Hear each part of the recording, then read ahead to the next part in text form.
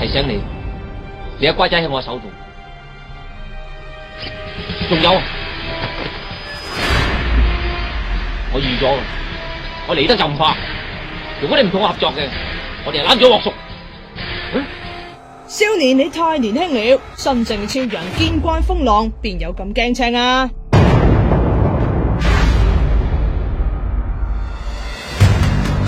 李澤钜96年被綁架，人人都知噶啦，但內情係點？超人點同賊王講數？佢接受南方都市報訪問就第一次自爆啊！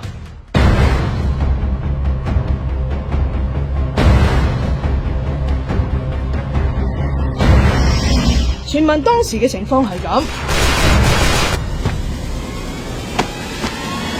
張子強仲單人匹馬綁住炸藥殺到李家敗宅。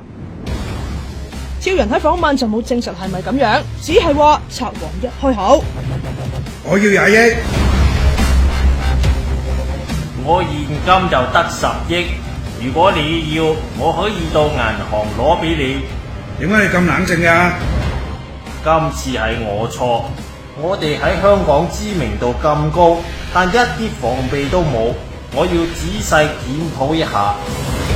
除咗俾10億，超人仲勸佢：你攞咗咁多錢，下世都夠使啦，趁而家遠走高飛，洗心革面做個好人。